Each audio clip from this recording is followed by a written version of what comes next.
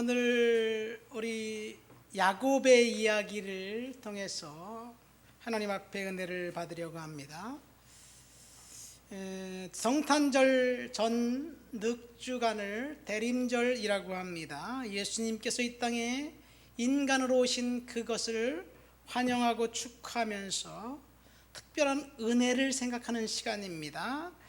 지난주 이사야서 7장을 통해서 이사야 선지자가 예언한 임마누엘이라는 의미, 마태가 이사야 선지자의 예언을 소개하면서 마태가 이렇게 이야기합니다.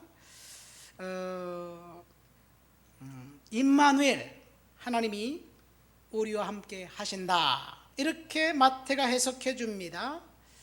그러니까 성탄절에 이 땅에 인간으로 오신 예수님은 저와 여러분들을 구원해 주시기 위해서 오셨고, 늘 항상 우리 곁에 계시면서 우리를 보호해 주시는 분이라는 이야기예요. 예수님이 승천하시면서 성령을 우리 곁에 남겨두시고 떠나셨습니다.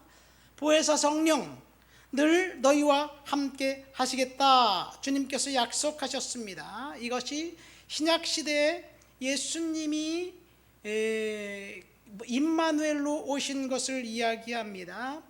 그런데 이사야 선지자가 첫 번째 예언했던 임마누엘의 의미는 사뭇 달랐습니다. 지난주 임마누엘의 두 이름이라는 제목으로 제가 설교했습니다. 첫 번째 임마누엘의 이름의 뜻은 두려워하지 말아라, 낙심하지 말아라, 그 말씀입니다. 아람과 이스라엘 동맹국이 유다를 침범했을 때 유다는 전쟁에서 질 수밖에 없어서 유다의 왕이었던 아하스는 두려웠습니다. 하나님께서 이 아하스에게 선지자 이사야를 통해서 두려워하지 말아라, 낙심하지 말아라, 너는 반드시 이기게 될 것이다, 이것이 임마누엘의 뜻입니다. 여러분, 우리는 지금 두려움이 팽배해져 있는 시대에 살고 있습니다. 우리가 지금 느끼는 두려움은 코로나가 가져다준 두려움입니다. 코로나 시대에 온라인 예배, 언택트, 비접촉 예배가 대안일까? 제가 오늘 두려움을 생각하면서 잠시 생각을 해봤어요. 이 설교를 준비하면서 바이러스가 강타해 이 사회 기능이 마비되고 정부 기능이 셧다운 됐다면, 도시가 셧다운 됐다면 반드시 우리는 모일 수가 없습니다. 온라인 예배를 드려야 됩니다. 정부에서 발표하는 위생 준칙을 철저히 따르고 성실하게 지키고 개인 위생을 지키고, 그리고 바이러스 퇴치를 위해서 온 국민이 합심해야 합니다. 그런데 우리가 올해 들어서 온라인 예배를 3번을 드렸습니다. 2월달, 3월달에. 그 다음에 이 건물에서 확진자가 생겼다고 석 주간, 그 다음에 8월 18일부터 또 한 2달 정도. 첫 번째 온라인 예배를 5주간 드리고 난 다음에 첫 대면 예배 때 성도들과 함께 예배가 다 끝나고 난 다음에 온라인 예배 피드백 회의를 했습니다. 그때 대다수의 사람들은 이렇게 얘기합니다. 온라인 예배를 드리니까요, 예배 드리는 것 같지 않아요. 집에서 TV를 드리고 스마트폰으로 하나님께 예배하는 게 뭐 예배인가요? 예배에 집중할 수가 없습니다. 물론 어떤 사람은 또 온라인 예배 드리는 걸 더 좋아하는 사람도 있어요. 더 집중이 잘 된다는 사람도 있습니다. 온라인 예배를 드리니까 몸은 편한데 예배 같지 않다는 이야기예요. 그래서 반드시 예배에 나와야 된다는 이야기입니다. 근데 2번 더 온라인 예배를 드리고 난 다음에 우리의 마음 상태가 어때졌나요? 이제는 그것이 더 편해졌고 익숙해졌습니다. 그래서 약간의 변수라도 생기면, 교회 안 나가면 사회적 분위기가 그러니까 교회 나가지 않아도 된다는 당위성이 지금 생겼습니다.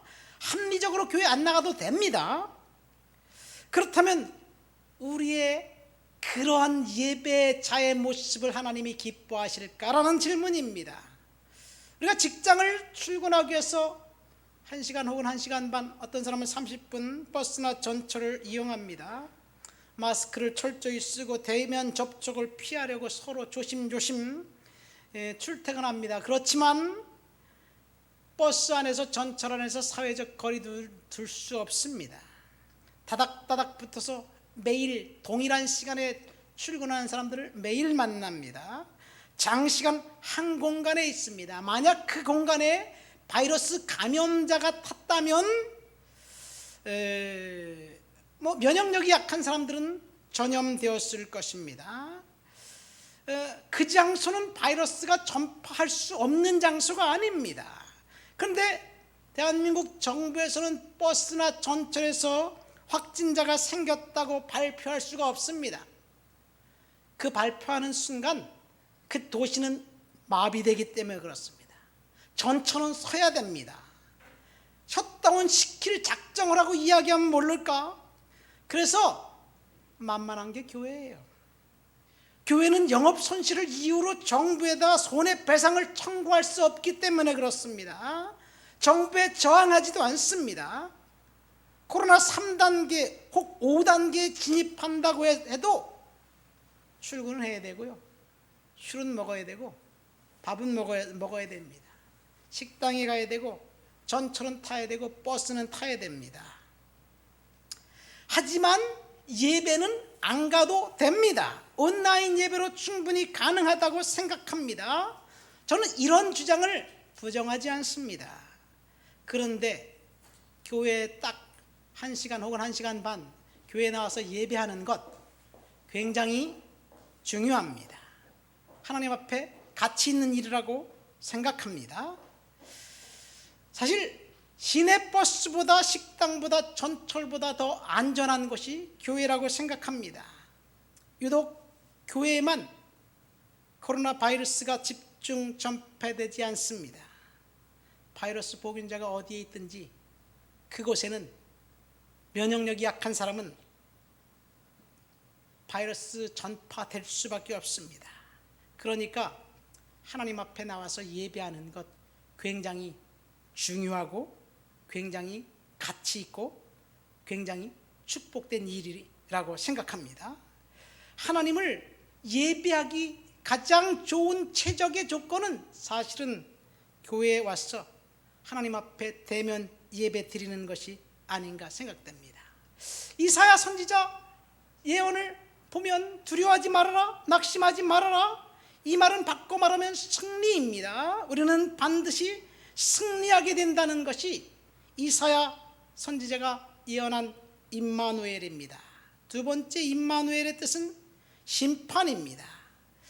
여러분, 승리한다는 것, 첫 번째 임마누엘은 승리예요. 이 땅에 메시아로 오신 임마누엘, 그가 오셔서 세상을 구원하십니다. 이 이야기는 바꿔 말하면 심판이 되기도 합니다. 끝까지 순종하기를 거부하는 사람들에게는 구원이 아니라 심판이 된다는 말씀입니다. 이사야 선지자가 예언한 임마누엘, 승리의 수혜자는 사실은 다름 아닌 아스 왕이었습니다. 그는 하나님의 특별한 은혜를 받은 사람입니다. 그런데 아스는 끝까지 하나님이 주신 은혜를 거부했습니다. 불순종했습니다. 하나님께서 그토록 기회를 많이 주셨는데 끝까지 불순종한 사람들, 그래서 하나님이 이제는 책임을 묻겠다는 것이 임마누엘의 두 번째 이름입니다. 하나님의 기다리는 인내의 시간이 지났고 그러면 거기는 반드시 심판이 있다는 이야기입니다. 하나님을 대적하고 처음에는 잘 되는 것 같지만 하나님께서 결국 심판하신다는 이야기가 임마누엘의 두 번째 이름입니다. 하나님을 대적하고 하나님을 거부하고 하나님을 멸시했던 자들은 심판받게 된다는 것이 임마누엘입니다. 이것이 지난주 설교의 요약입니다. 오늘은 구약 성경 가운데 임마누엘로 임재했던 실제적인 사건, 예수님이 하나님이 제2의 위격 되시는 성자 예수님의 현년에 대한 사건을 경험했던 사람의 이야기입니다. 다시 말해서 오늘 야복강 나루에서 예수님을 만났던, 그 낯선 사람을 만났던 그 야곱이 만났던 사람은 낯선 사람, 이방인, 이상한 사람이 아니라 바로 하나님이었다는 이야기입니다. 야곱은 하나님을 만났습니다. 그리고 그를 붙들고 늘어졌습니다. 자신을 축복하지 않으면 결코 놔주지 않겠다고 요청합니다.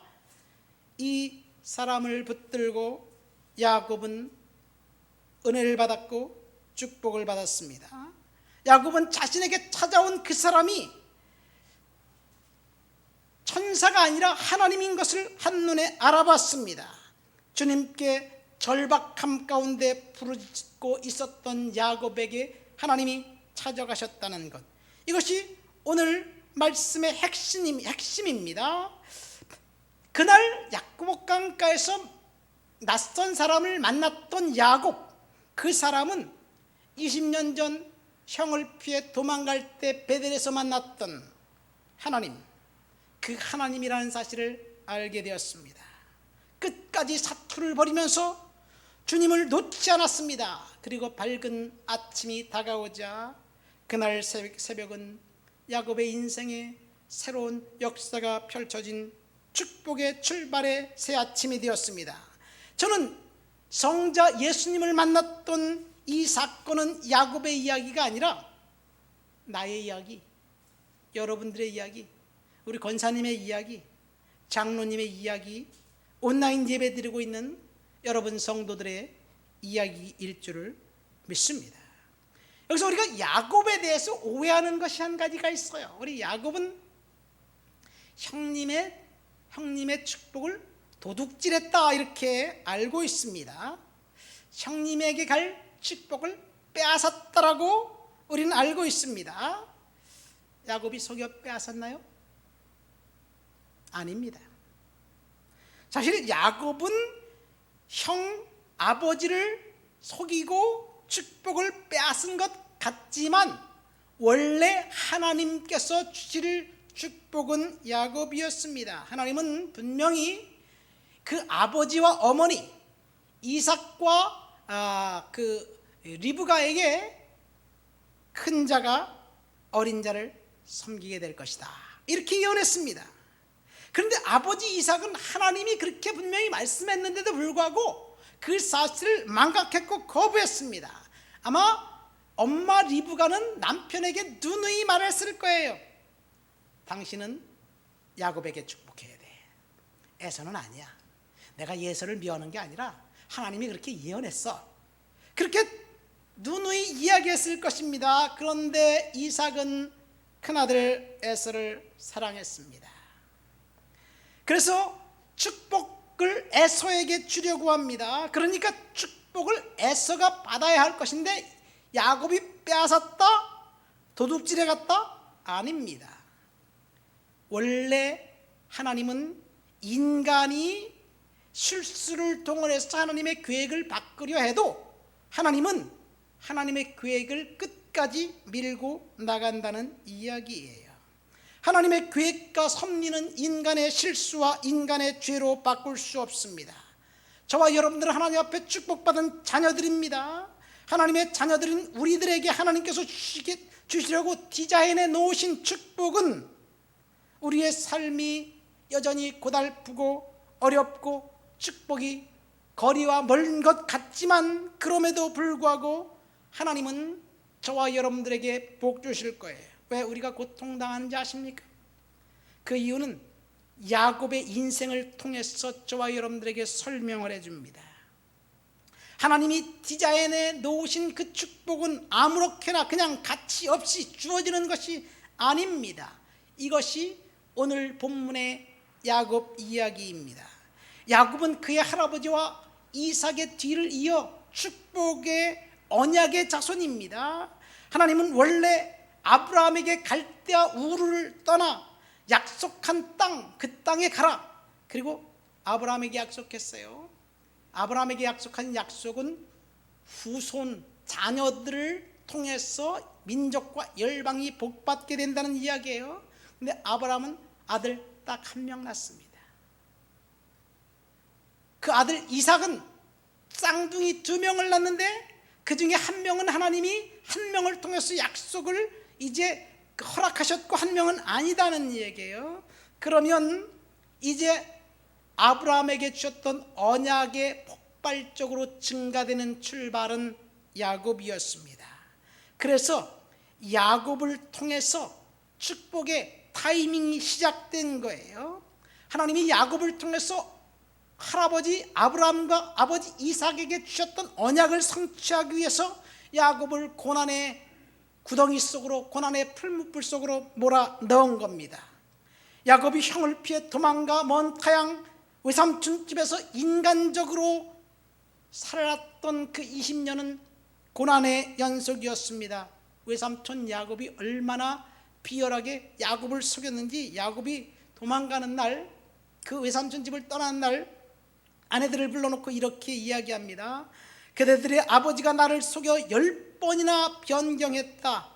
그러나 하나님이 그를 막아 나를 해하지 못하게 했다. 이렇게 이야기하면서 이제 떠나자 이렇게 얘기합니다. 하나님은 고난을 통해서 언약의 축복을 성취하셨습니다. 만약 저와 여러분들이 특별한 고난과 고통을 겪고 있다면 그것이 축복이 임하기 전 반드시 우리가 통과해야 할 과정으로 하시기를 예수님의 이름으로 축원드립니다. 이 세상 어디를 봐도 고난을 통과하지 않은 축복은 없습니다. 어제 우리 임만열 형제가 예쁜 딸을 낳았다고 톡방에 사진도 올리고 그리고 채팅을 했어요. 45시간 동안 산통 끝에 자연분만했다고 이야기하더라고요. 여러분, 그 딸을 얻기 위해서 45시간 동안 고통의 시간을 보낸 거예요. 그리고 난 다음에 딸을 얻은 거예요.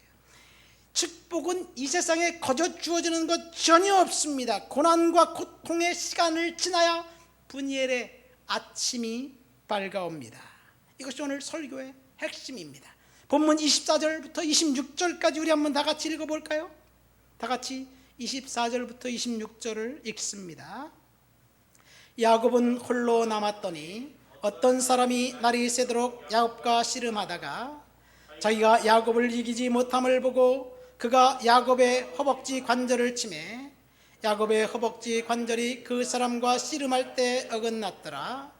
그가 이르되 날이 새려하니 나로 가게 하라. 야곱이 이르되 당신이 내게 축복하지 아니하면 가게 하지 아니하겠나이다. 그래서 저는 24절에 야곱이 홀로 남았다라는 구절이 특별히 제 눈에 들어왔습니다. 그날 밤 야곱은 혼자였습니다. 왜 혼자였습니까? 형들이 자기를 죽이고 자녀들을 죽일까봐 형 에서가 두려워서 가족을 다 강 건너로 보냈습니다. 그리고 자기 혼자 강가에 앉아서 혼신을 다해 하나님께 부르짖을 생각이었습니다. 야곱의 머릿속에는 아직도 20년 전 형 에서가 자기를 죽이려고 씩씩거리며 쫓아왔던 그 모습을, 그 생각이 눈앞에 생생합니다. 더군다나 지금 야곱 곁에는 어머니조차 없습니다. 어머니가 계셨다면 형 에서와 화해시켰을 텐데 어머니는 20년 전 자기가 떠나고 난 다음에 돌아가셨지만 어머니 장례식에 참석할 수조차도 없었습니다. 그래서 지금 야곱은 아주 절박합니다. 죽느냐 사느냐의 기로에 있습니다. 에서의 형을 피할 수 있느냐 묘수가 떠오르지 않습니다. 날이 밝으면 형님을 만나야 하는데 형을 만나면 무슨 일이 일어날까 알 수가 없습니다. 절박한 그 순간, 그 시간에 야곱이 홀로 남겨졌는데 그때 어떤 낯선 사람이 야곱에게 찾아갔다는 이야기예요. 그 낯선 사람은 하나님입니다. 그 낯선 사람은 이 예수님입니다. 임마누엘로 강림하신 예수님입니다. 야곱이 그 사람에게 찾아간 것이 아니라 혼자 남아있는 야곱에게 그 사람이 찾아온 거예요. 그 사람이 야곱을 방문한 것입니다.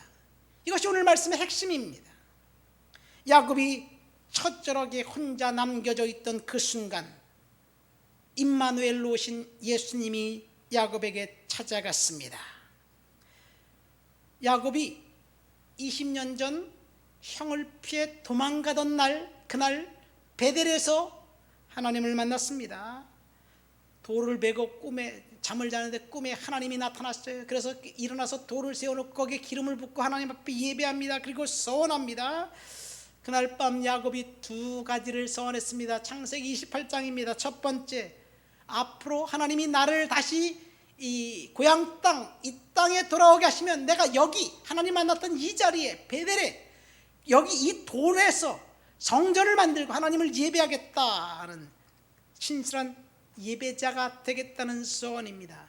두 번째는 구약 성경에 다소 생소합니다. 야곱이 11조를 반드시 하나님 앞에 드리겠다고 소원합니다. 야곱이 드린 11조 용도가 무엇인지 모르겠어요. 레위기서에 나와 있는 모세가 가르쳐주신 11조 용도는 레위인들에게 쓰이는 것입니다. 어쨌든 멜기세덱에게 아브라함도 11조를 드렸고 야곱은 11조를 드리겠다고 소원했습니다. 이 상황을 통해서 저와 여러분들에게 주는 교훈이 두 가지입니다. 첫 번째, 절박한 그 순간 아무도 나를 아는 사람이 없고 아무도 나를 지지해 주는 사람이 없고 아무도 나와 함께하지만 그 시간 그 자리에 하나님이 함께 하신다는 사실입니다. 믿습니까? 내적 치유라는 것이 한때 한국 교회를 강타한 적이 있어요. 교회들마다 내적 치유 이야기했던 적이 있습니다. 내적 치유의 책들을 무수히 많은 책들을 제가 읽었는데 공통점은 딱 한 가지, 어떤 사람이 학대를 받거나 힘든 상황에 있을 때 그래서 영혼과 육체가 피폐해지고 심지어 그 학대받은 그런 상황 때문에 귀신을 들린 역사까지 있습니다. 나쁜 경험을 할 때 나 혼자만 당한 것 같은데 나중에 알고 보니까 그때 그 곁에 예수님이 같이 학대당하고 예수님이 울고 계셨다는 이야기예요. 상처받고 억울한 일을 당할 때 내가 무익하게 정말 학대받고 있었지만 그 자리에 예수님이 함께 같이 계셨고 같이 울고 계셨고 같이 학대받고 있었다는 것입니다. 야곱이 절박하게 매달리는 그 순간 훗날 메시아로 이 땅에 찾아오실 임마누엘의 하나님이 야곱에게 직접 가셨습니다. 야곱은 자신에게 찾아온 그 사람이 하나님임을 알았습니다. 그리고 그를 붙들고 레슬링을 합니다. 그 씨름에서 야곱이 이겼습니다. 여러분, 야곱이 이겼을까요? 하나님이 져줬을까요? 우리 아들이 어렸을 때 캐나다에 있을 때 아들하고 밤이면 베개 싸움하고 막 내시령하고 막 그랬어요. 그 번번이 제가 싸움하면 졌어요. 예? 우리 아들은 이겼다고 막 의시돼요. 아들이 이긴 걸까요? 제가 져준 걸까요? 여러분, 하나님이 야곱에게 져준 겁니다. 절박한 순간 저와 여러분들 혼자 있다고 생각하는 그 순간 사실은 혼자가 아니라 하나님이 우리 곁에 계신데 그것을 우리가 모르는 것뿐이에요. 환경이 어렵고 상황이 답답합니까? 그래서 절망이 찾아오고 낙심이 됩니까? 눈을 뜨고 그 자리에 계신 예수님을 보시기를 예수님의 이름으로 축원드립니다. 그리고 그분을 붙들고 야곱처럼 기도합니다. 그러면 주님께서 허락해 주신 분이엘의 새 아침이 밝아올 것이에요. 야곱을 생각해 봅시다. 20년 동안 외삼촌에 있었을 때 야곱은 늘 혼자라고 생각했습니다. 심지어 결혼을 해서 아이들을 12명이나 낳고 딸을 1명이나 낳고 자녀들을 많이 낳았음에도 불구하고 외삼촌에게 이용만 당했습니다. 처음부터 외삼촌은 야곱을 속였습니다. 7년 동안 이 사랑한 아내 라헬을 위해서 일했는데 결혼식을 라헬과 했어요. 첫날 밤을 자고 일어나 보니까 아내가 바뀌었어요. 7년을 더 고생했습니다. 6년 더 품삯을 위해서 일했습니다. 야곱의 소유가 많아졌습니다. 그는 늘 외삼촌과 사촌 형들에게 견제를 받았고 왕따를 당했습니다. 외삼촌이 10번이나 야곱을 속였습니다. 그리고 하나님은 야곱이 당하고 있는데 침묵했습니다. 매번 속기만 하면 사람들을 믿을 수가 없어요.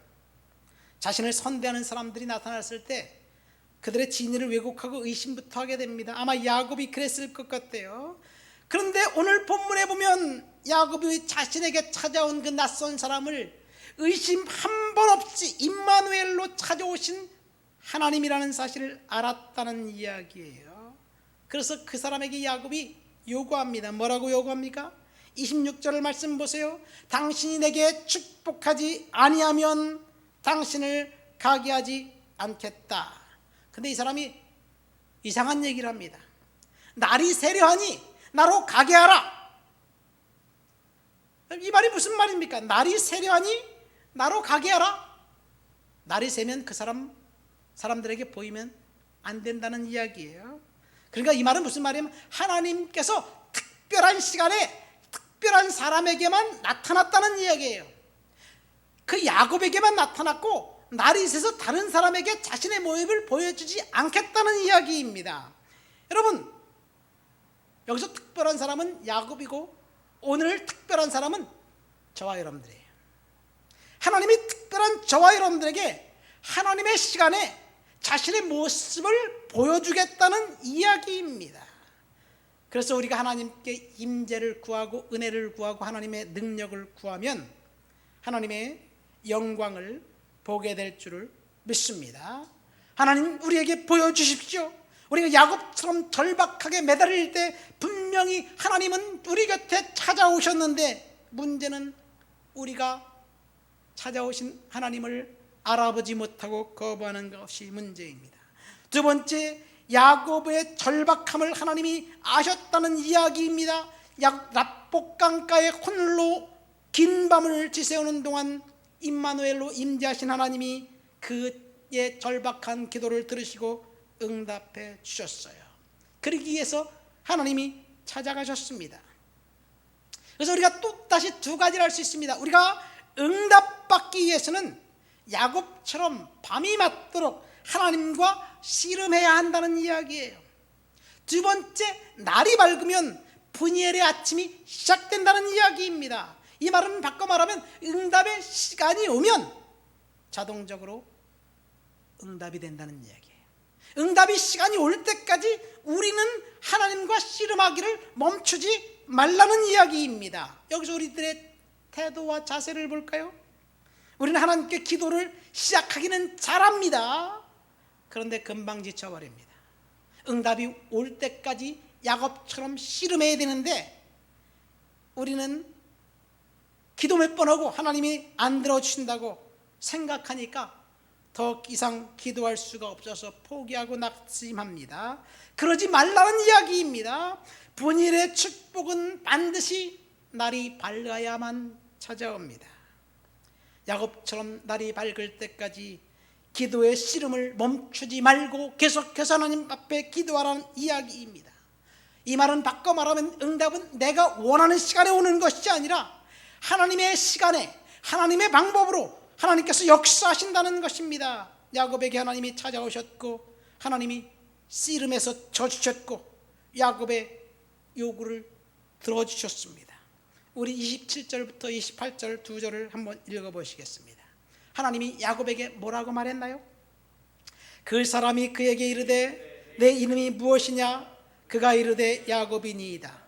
그가 이르되 내 이름이 다시는 야곱이라 부를 것이 아니요 이스라엘이라 부를 것이니 이는 내가 하나님과 밑사람들과 겨루어 이겼음이니라. 이것이 임마누엘로 찾아오신 하나님이 야곱과 씨름하고 난 다음에 야곱에게 준 응답입니다. 여기서 우리 한번 생각해 봅시다. 야곱이 그날 밤 하나님과 씨름하면서 그가 듣고 싶어 했던 응답, 그가 듣고 싶어 했던 축복, 당신이 나를 축복하지 않으면 가지 않겠다 그렇게 말했으니까 그가 듣고 싶었던 축복은 뭘까요? 너 이름 야곱이다, 네 이름을 이스라엘로 하겠다, 이 말을 듣고 싶어 했을까요? 아마도 야곱은 됐다, 너 내일 이제 형 만나러 가라. 내가 내 형에게 분명히 말했다. 에서야, 넌 절대로 내 동생 야곱을 건드리지 말아라. 그럼 내가 너 가만 안 놔둘 거야. 야곱 건드리면 넌 나에게 죽어. 뭐 이런 말을 듣기를 원했을 거예요. 그렇죠? 왜냐면 날이 밝으면 형을 만나야 되니까. 근데 하나님은, 임마누엘을 찾아오신 하나님은 그런 말은 안 하고 생뚱맞게 내 이름이 뭐냐? 제 이름 야곱인데요. 뭐 야곱? 야, 다시는 야곱이라고 부르지 말고 이스라엘이라 해라. 이게 밤새도록 씨름했는데 하나님이 야곱에게 준 말씀의 응답입니다. 근데 야곱은 이 응답을 듣고 그것이 하나님의 축복으로 알았습니다. 야곱에게 내가 너를 내게 축복하지 않으면 가게 하지 않겠다, 그렇게 요청했는데 야곱은 생뚱맞은 음성을 듣고 그것이 하나님의 축복임을 알았어요. 그러니까 저와 여러분들의 생각과 얼마나 다른가요? 우리는 우리가 원하는 시간에 우리가 원하는 방법대로 하나님께서 주셔야 한다고 생각합니다. 만약 하나님 우리가 원하는 시간에 주시지 않고 다른 것을 말할 때, 다른 것을 주시겠다고 이야기할 때 곤혹스럽습니다. 결코 우리는 우리의 삶의 방식과 태도를 하나님 앞에 수정하거나 바꾸려고 하지 않습니다. 우리는 하나님께서 단지 우리를 지지해 주기를 원하고 우리가 원하는 것을 받기만을 바랍니다. 이런 우리의 태도가 잘못되었다는 이야기입니다. 다시 정리합니다. 우리는 절박한 상황이 닥쳤을 때 야곱처럼 하나님 앞에 나가야 합니다. 내일이면 형 에서를 만나야 하는데 에서가 언제 자기를 죽일지 모른다는 두려움이 없을 때 야곱처럼 우리는 하나님 앞에 매달려야 합니다. 이 세상 그 어디를 가도 그 누구도 우리의 절박한 상황을 들어주거나 해결해 줄 그 어떤 존재도 없습니다. 오직 하나님 한 분뿐입니다. 그래서 우리가 매달리고 기도할 수 있는 하나님이 있다는 것은 우리에게 축복입니다. 그러니까요, 야곱의 인생을 보니까 20년 전 그 형을 피해 도망갈 때 베델에서 하나님을 만났고 예배했고 서원했습니다. 왜 그러냐면요, 그때는 진짜 절박했어요. 금방이라도 형이 와서 자기를 죽일 것 같아갖고 딱 하루 만에 헤브론 그 아버지 집에서 베델까지 도망갔는데 거기 길이가 얼마나 되냐면요, 64km예요. 택시 타고 달려간 것도 아니고 자전거 타고 달려간 것도 아니에요. 걸어서 간 거예요. 그러니까 뛰어갔다는 얘기예요. 64km를 하루 만에 뛰어갔으면 한 시간에 6km를 걸어갔다면 11시간을 걸어간 거예요. 그러니까 얼마나 다급하게 도망갔는지 알 수 있습니다. 그런데 20년 동안 외삼촌 집에 사는 20년 동안 야곱은 단 한 번도 하나님을 찾지 않았습니다. 20년 동안 단 한 번도 하나님을 찾지 않았어요. 외삼촌한테 10번이나 속았는데 그래도 하나님을 찾지 않았습니다. 왜 그러냐면요, 절박하지 않았기 때문에 그래요. 결혼했죠. 아내가 4명이나 생겼어요. 아이들을 쑥쑥쑥 낳는데 12명이 낳고 딸도 생겼어요. 그리고 재산도 막 불어났습니다. 외삼촌 장인이 속였지만 뭐까지가 상관없어요. 뭐 재산이 늘어나고 잘 되는데, 이 하나님 앞에 기도하지 않았다는 것을 보면 어떻게 알 수 있냐면, 그 사라 아내 라헬이 언니가 아들을 팍팍 낳으니까 남편에게 찾아와서 이렇게 컴플레인합니다. 나에게 임신하게 하지 못하면 나는 확 죽어버리겠다, 그렇게 얘기하니까 야곱이 뭐라고 대답했는지 아세요? 나 같으면 좀 진정 좀 해라, 진정 좀 해. 우리 같이 기도하자. 하나님이 너에게 주실 거야. 우리 기도하고, 그렇게 얘기하고 기도해 주든지 기도하라 그러든지 내가 안수 기도를 해줄 거예요. 근데 야곱은 뭐라고 말했냐면요, 야, 내가 하나님이냐? 왜 네가 임신 못한 걸 나한테 가지고 그래? 나한테 불평하냐? 이렇게 말했어요. 제의가 아닌 것 같죠? 창세기 35장 2절 보세요. 도저히 아브라함의 손자 언약의 자손 하나님의 사람이라고는 볼 수 없습니다. 아니 오히려 야곱이 바단 아람에 있을 때 20년 동안 하나님을 잊어버리고 살았던 것 같습니다. 창세기 35장에 보면요, 디나 사건이 나옵니다. 디나가 그 성의 사람들을 보러 갔다가 강간당합니다. 그때 세겜성 사람들에게 속여갖고 세겜성을 사람들을 죽이고 약탈합니다. 이제 야곱 가족은 몰살될 위기에 처합니다. 그러니까 야곱이 자녀들을 불러놓고, 야, 니네들한테 있는 우상을 다 갖고 와라. 우상을 다 걷어서 베델의 상수리나무 아래 묻고, 세겜 상수리나무 아래 묻고, 그리고 베델로 올라가서 하나님 앞에 예배합니다. 그러니까 야곱이 가정에 이방 신상이 있었다는 이야기예요. 아내가 훔쳐온 드라빔도 마찬가지입니다. 야곱이 20년 동안 하나님을 예배한 것이 아니라 우상을 섬겼다고 볼 수도 있습니다. 왜 그러냐면 절박하지 않기 때문에 그래요. 잘 되기 때문에 그렇습니다. 그런데 오늘 죽느냐 사느냐 위기가 닥치자 야곱은 다시 하나님 앞에 부르짖습니다. 오늘날 저와 여러분들의 삶은 어떻습니까? 한마디로 말해서 절박함이 사라진 시대입니다. 여러분 지금 절박하게 기도하는 것이 있다면, 만약 절박하게 기도할 제목이 있다면 그만큼 열악하기 때문이고, 그만큼 절실하게 하나님의 공급하심과 하나님의 응답이 필요하다는 이야기고, 이를 바꿔 말하면 인간적으로 볼 때 곤궁한 처지에 있는 것만큼 틀림없습니다. 불행이 연속적으로 찾아오고 추진한 일이 잘 안 될 때 우리들이 하나님 앞 절박함을 느낍니다. 그러나 모든 것이 평안하고 필요한 것이 없고 넉넉하고 수중에 우리가 필요한 것이 다 있다면 그만큼 생활에 안정이 되었다는 이야기고 축복받았다는 이야기인데, 바꿔 말하면 절박하지 않고 하나님 앞에 매달리지 않다는 이야기이기도 합니다. 그렇다면 무엇이 축복인가요? 절박함이 있는 것이 축복입니까? 절박함이 없는 것이 축복입니까? 사실 매달릴 수 있는 것이 축복입니다.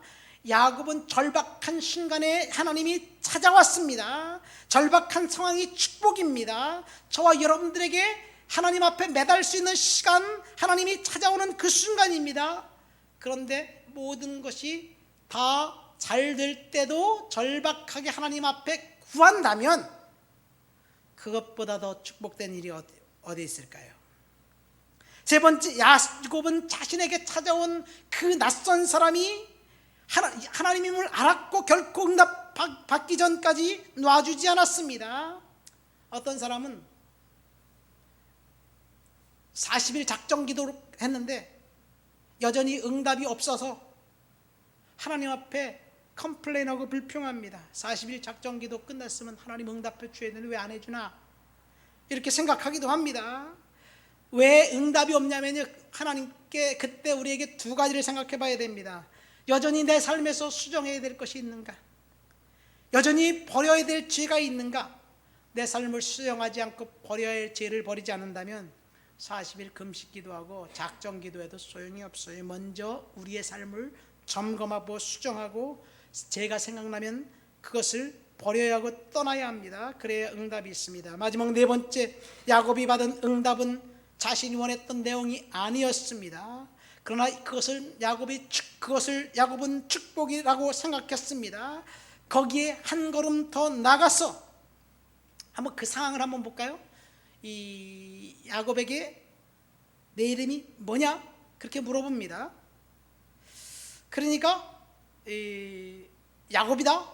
그럼 내 이름을 야곱이라 하지 말고 이제 이스라엘을 하라. 그리고 축복해줬습니다. 그리고 날이 밝았습니다. 보니까 그 사람이 하나님이, 그래서 당신의 이름이 뭡니까? 물어봅니다. 그러니까 그 사람이 뭐라고 얘기합니까? 내 이름이 네가 알 필요성이 뭐가 있냐? 그리고 떠납니다. 자, 하나님을 만났고 하나님의 이름을 알려달라고 요청합니다. 이것은 무엇을 말하나요? 하나님이 야곱에게 찾아오셨다는 것과 자기가 만난 하나님을 간증하겠다는 이야기예요. 그래서 야곱은 분이엘, 내가 여기서 하나님을 만났고 보았는데 내가 죽지 않았다라고 생각해서 분이엘이라고 이야기합니다. 그리고 분이엘을 그의 삶에서 계속해서 간증합니다. 우리가 할 일은 예수를 알지 못하는 사람들에게 하나님을 간증하고 전하는 것, 야곱처럼 그것이 우리 할 일입니다. 야곱이 임마누엘로 찾아오신 하나님께 이름을 묻자 어찌 내 이름을 묻느냐 야곱에게 말하고 거기서 야곱에게 축복한지라 라고 29절에 되어 있습니다.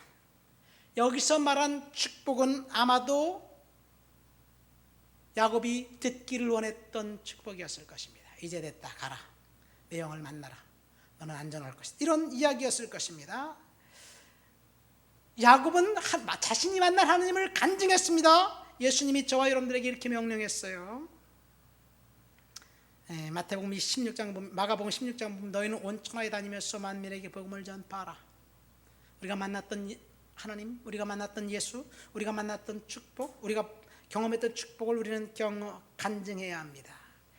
말씀을 맺습니다. 우리는 분열의 아침이라는 제목으로 설교를 들었습니다. 창세기 32장에는 구약 성경에 임재하신 임마누엘 하나님이 인간의 몸으로 이 땅에 오신 예수 그리스도를 볼 수 있습니다. 이 땅에 현현하신 하나님, 그분은 절박한 상황 가운데 있었던 야곱을 만나기 위해서 일부러 가셨고, 그리고 야곱을 만나고 그리고 돌아가셨습니다. 야곱의 인생에서 축복은 절박한 상황 가운데 있을 때, 부르짖을 때 하나님이 그를 만나 주셨습니다. 아까 얘기했듯이 밧단 아람에 있을 때 20년 동안 야곱은 결코 하나님 앞에 기도한 적이 없습니다. 그러나 야곱을 하나님 만났던 딱 3번의 경험이 있는데, 그것은 첫 번째 도망갈 때 베델에서, 두 번째 악복강 나루에서, 세 번째 창세기 35장 디나 사건 이후 하나님 앞에 절박한 상황이 됐을 때 하나님 앞에 들어갑니다.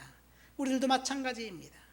우리 인생이 끝대로 굴러가지 않을 때 야곱처럼 하나님 앞에 절복하게 기도하시기를 예수 그리스도의 이름으로 축원드립니다. 그러면 분예의 아침이 저와 여러분들에게 다가올 거예요. 다 같이 우리 통성으로 말씀을 생각하면서 기도합니다. 하나님,